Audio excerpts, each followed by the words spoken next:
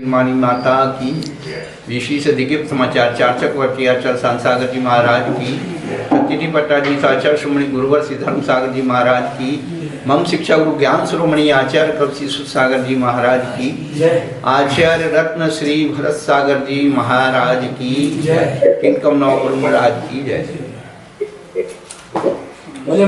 महाराज की जय। समस्त की जय। धर्मानुरागी भव्य आत्माओं, संसार में दो युगल हमेशा चलते हैं, जोड़े चलते हैं। माता पिता, भाई बंधु, पिता पुत्र, माता बेटी, गुरु शिष्य, ये युगल होते हैं। तो इस शताब्दी में यदि कोई महाराज और माता जी का युगल ढूंढा जाए तो भरत सागर जी महाराज और श्याद वादमती माता जी, ये ऐसा युग्म था, जोड़ा था। और जो पूज्यपाद आचार्य भगवान की पंक्ति पर खरा उतरा। पूज्यपाद आचार्य भगवान ने लिखा है, प्रथमम करणम चरणम द्रव्यम नमः शास्त्राभ्यासो ज्ञानपतिमुति संगति सर्वदार्य ही सद्वित्तानाम गुणगण कथा दोषवादी च मौन। ये पंक्तियां उन आत्माओं पर खरी उतरती। सबसे पहले हमने पूज्य भरत सागर जी महाराज के दर्शन विद्यार्थी जीवन में, अपने विद्यार्थी जीवन के क्षेत्र में यहाँ सबसे पहले दर्शन किए। सन 1980 में सोनागढ़ से वर्षा योग करके आचार्य महाराज बालाबेहट में भूतबली पुष्पवंत को दीक्षा दे करके ठिमलाशा होते हुए खुरई में आगमन हुआ था। हम लोग स्काउट में थे, स्काउट की बैंड से उनका स्वागत करके शहर में प्रवेश कराया। 2 दिन का प्रवास आचार्य श्री का वहाँ हुआ।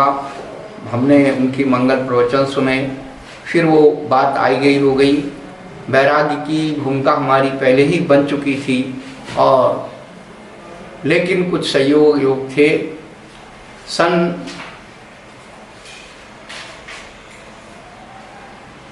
2री बार दर्शन करने का सौभाग्य सन 87 में 88 प्रारंभ हो गया था। बाड़ा पदमपुरा जी में पूरा संघ था। अपने शिक्षा गुरु आचार्य कवि सागर जी महाराज के साथ वहाँ पहुँचे, और तब निकटता से हमने वहाँ उनके दर्शन किए, और कई तत्वों पर, कई बातों पर बहुत गूढ़ चर्चा हो। तभी उसी समय आचार्य विमल सागर जी महाराज के अभिवंदन ग्रंथ की रूपरेखा, थोड़ा सा मार्गदर्शन आचार्य कवि सागर जी महाराज से महाराज माता जी ले रहे थे। क्या विषय रखा जाए, कैसे विषय रखा जाए। उस समय हम अपने वहाँ पर बैठ कर के सब भूमिका को सुन रहे थे। लेकिन इत्तेफाक यही हुआ कि सन 88 में और मई के महीने में हमारे शिक्षा गुरु की लूणवा में समाधि हो गई, और हम वहाँ से बिहार करके दक्षिण वाले वर्धमान जी जीवन सागर जी महाराज के साथ बिहार करते करते सन 88 के वर्षा योग में हम सोनागिरी जी पहुँचे। और वहाँ हम लोगों का जो तत्व का आदान प्रदान, जो चर्चा, जो क्लासें हुआ करती थी, तो उसी समय 75 ग्रंथों को प्रकाशित करने की भूमिका बन रही थी। उसमें हमें भी सम्मिलित किया गया, और माताजी और महाराज मिलकर के जो भी भूमिका बनाते थे, या हम जो माने देते थे, सुझाव देते थे, वो अहोभाव से स्वीकार करो। और वात्सल्य रत्नाकर जो आचार्य श्री का अभिवंदन ग्रंथ निकाला, उसमें हमें सौभाग्य मिला कि उस सामग्री को देखने का, पढ़ने का, समझने का, सुझाव देने का और रखने का, कि कहीं आगम के विरुद्ध हमारा ये ग्रंथ ना हो जाए। इस प्रकार से सन 88 का वर्षायोग स्वर्णागिरि में हुआ। पुनः हम 2 वर्ष 89 और 90 के वर्षायोग में एमपी में उधर सागर जिले में पहुंच गए और पुनः लौट करके सन 91 में आए, जहाँ पर आचार्य श्री के सानिध्य में पंचकाल प्रतिष्ठा हो रही थी। तो वहाँ हम रहे। उसके बाद दिल्ली तरफ बिहार हुआ और सब, परंतु सन 88 के वर्षायोग में हमने बहुत सारी बातें पूज्य श्री से, माता जी से सीखी, क्योंकि हम भी वहाँ नए थे और अनुभव का ज्ञान अलग होता है, किताब का ज्ञान अलग होता है। तो वहाँ पर लघु पंचायत विधियाँ हुई, उनको भी हमने निकट से देखा। और उसके बाद सन 97 का वर्षायोग, 98 का वर्षायोग, दोनों वर्षायोग हमारे सम्मित शिखर जी में और पूज्य श्री आचार्य श्री भरत सागर जी महाराज के सानिध्य में हुए। और उस समय जो स्वाध्याय होता था बड़ा विचित्र है। आचार्य श्री तो गाथा पढ़ करके और थोड़ी सी भूमिका बांध करके और हमेशा हमारे को प्रोत्साहन करते थे और कहते थे अमित सागर जी आप बताइए इसमें और क्या हो सकता है, कैसे हो सकता है, आप इसको समझाइए। तो उनको पात्र स्नेही थे, वो पात्रों के प्रति बहुत स्नेह रखते थे और प्रतिभा का बहुत सम्मान करते थे। तो उन्होंने हमें बहुत प्रोत्साहन दिया। हमारे पास जो कुछ वृद्धि को प्राप्त हुआ है वो उनकी कृपा से और मुझे मिला।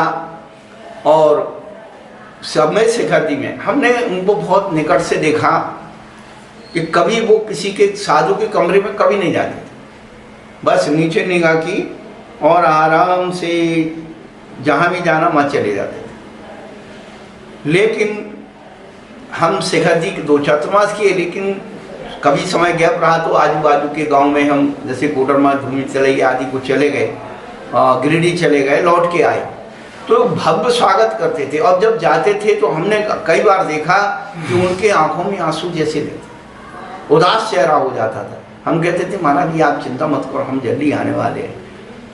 तो जब भी लौट के आते थे तो एक ही बात की, अमित सागर आप नया क्या लेके आए, कुछ नया सुनाओ। तो शिखर जी में जब रहते थे तो अष्टमी चतुर्दशी को जब भी उनका उपवास होता था तो हम लोग तो चरिया को जाते थे और पूज्य श्री हमारे कमरे में आकर के उस पाटे पर आराम से विश्राम करते थे। वो कभी किसी साधु के कमरे में जाते ही नहीं थे, हमने देखा, लेकिन उस कमरे में आके विश्राम करते थे। हम आहार के बाद आकर के उनका थोड़ा सा पैर दबाना, भैयावती करना, वो कहते थे ऊपर बैठो, इधर बैठो, उधर। हम कहते नहीं महाराज आपके हृदय में हम बैठ गए, यही हमारी उपलब्धि है। इस लकड़ी के पाटे पे बैठने से हमारी उपलब्धि नहीं है। उनकी बहुत भावना थी कि हम इस संघ को संचालित करें, हम सहयोगी बने, पद देने की भी उन्होंने बहुत, हमने निवेदन कर दिया प्रभु हम आपके अंदर विराजमान है, यही हमारी बहुत उपलब्धि है। तो उसके बाद वहाँ से बिहार होते हुए हम 2003 में डूंगरपुर वर्षायोग किया। तो अनेकांत सागर जी महाराज जो लोहारिया के महाराज थे, तो जब वहाँ पहुँचे डूंगरपुर थे तो वहाँ के समाज से, उन्हें संघ से सबसे पत्र लेकर के भेजा कि अमित सागर जी महाराज आपको अनेकांत सागर महाराज की समाधि संभालने के लिए ज़रूर लोहारिया आना है। और हम लोहारिया पहुँचे तो जैसे ही वो स्वागत हुआ तो एक ही बात उनके मुँह से, अब अमित सागर आ गया, मैं निश्चिंत हो गया और अब मुझे कुछ नहीं करना है, सब साधुओं के सामने अब सारी जवाबदारी अमित सागर की।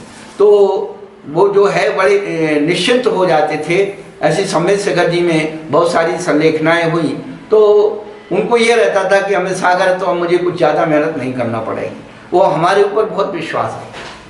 आखिरी बार जब हम लोहारिया से विदा होने लगे तो उस दिन की आपको जो अनुभूति बता रहे हैं कि हम थोड़ी सी फाल्गुन के महीने के बाद गर्मी होती है तो हम महाराज के चरणों की तरफ नीचे चटाई बिछा करके लेटे थे और पूज्य श्री सवेरे की जो 4 बजे, प्रातः काल के 4 बजे उठ करके आए और मेरे को पीछे से उठाया, जगाया। मैं उठ गया, चरणों में बैठा पास में ही उनका पाटा लगा था। और मेरे से पूछा, अमित सागर तुम्हारा क्या प्रोग्राम? हमने कहा महाराज जी अब प्रोग्राम ये है कि हमें दक्षिण भारत बाहुबली की यात्रा पर जाना है और अभिषेक के लिए जाना। तो कहने लगे कि भाई देख, यात्रा करके जल्दी लौट के आना और ऐसे ऐसे जा, कोई दिक्कत नहीं होगी, सारी बातें जो है। तो कहने का अभिप्राय है कि महाराज श्री का जो हमें बर्दस्त मिला, एक बड़े पिताजी जैसे, बड़े भाई जैसे और अनुभवी व्यक्तित्व जैसे, हर परिस्थिति में मुस्कुराना उनसे सीखा। और कई बातें उन्होंने हमें जो प्रोत्साहन दिया, ज्ञान ध्यान तप की वृद्धि की। कभी भी कोई साहित्य मंगाया, जितना मात्रा में मंगाया तुरंत पहुंचाते थे कि प्रभाव ना करो, आप चिंता मत करो, ग्रंथ कितने चाहिए, शास्त्र कितने चाहिए, उसके कितने चाहिए, आप तो प्रभाव ना करो, जैन धर्म की प्रभाव ना करो। और वही बात हमारी श्याद बागमती माता जी में थी। जब आचार्य श्री की समाधि हो गई तो समाधि होते ही हमारे पास समाचार पहुंचा, माता जी ने एक ही बात कही, महाराज जी हम आपको अपने संघ का आचार्य चुनते हैं, आप स्वीकार करें। मैंने कहा कि माता जी इसके अलावा आप जो जिम्मेदारी देंगे हम निभाएंगे, हम इतने ऊंचे पद को हम नहीं प्राप्त कर सकते और हमारी कोई कांक्षा नहीं है और हम एक दूसरे के सहयोगी हैं, पद से क्या हो सकता है। और जब अपन एक दूसरे के मन में जब कोई भी नाना प्रकार की विसंगतियाँ होती हैं तो आप यथेष्ट जो भी है कर लें, लेकिन बाकी जो है हम आपके साथ सहयोग करेंगे। और महाराज श्री की समाधि के बाद पुनः हमारा सन 2008 में वो अष्टापद में रहे और 2014 में भी माता जी के साथ रहे। बड़ी आत्मीयता और ज्ञान ध्यान की चर्चा। और एक बात उनकी माता जी की, देखो किसी के साथ कैसा भी व्यवहार रहा, हम तो एक ही बात जानते हैं कि यदि हमने माता जी को ये बोल दिया कि सिद्धांत में यहाँ कोई गड़बड़ी हो रही है और ये ऐसे हो सकता है, तो माता जी तुरंत उसे स्वीकार करती थी। तो कहने का मतलब है कि सरलता जल्दी स्वीकार करती है अपनी गलती को। और उनका भी वात्सल, और जब आचार्य श्री के हम संग में रहे तो देखो भाई, सबको निभा के चलना एक बहुत बड़ी विज्ञान होती है, कला होती है। तो आचार्य श्री का सबके प्रति वात्सल्य था, लेकिन हमारे प्रति भी संघ का बहुत वात्सल्य था।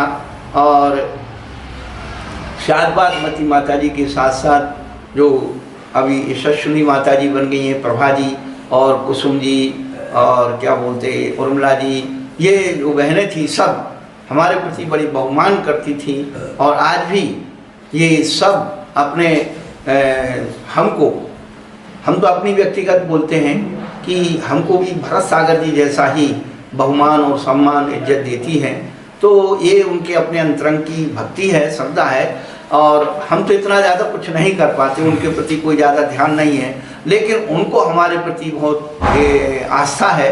तो कहने का अभिप्राय है कि जो महान पुरुष होते हैं अपने गुणों से विकसित होते हैं, तो आचार्य भरत सागर जी महाराज के अंदर जो पंक्तियाँ हैं, माता जी की जो पंक्तियाँ हैं कि शास्त्राभ्यास हो, शास्त्रों का अभ्यास करो, शास्त्राभ्यास हो, जिन पतिनुति, जिन भगवान की स्तुति करो, संगति सर्वदा रही, सत्पुरुषों के सदा पुरुषों की संगति करो,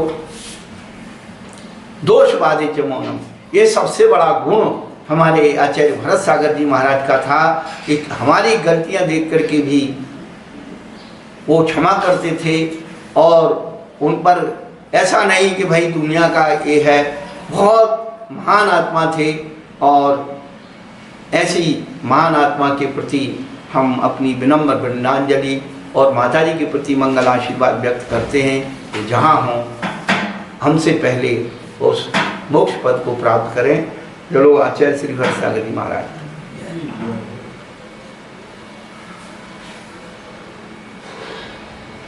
का स्मरण सुनाया और कहा जाता था जब सब में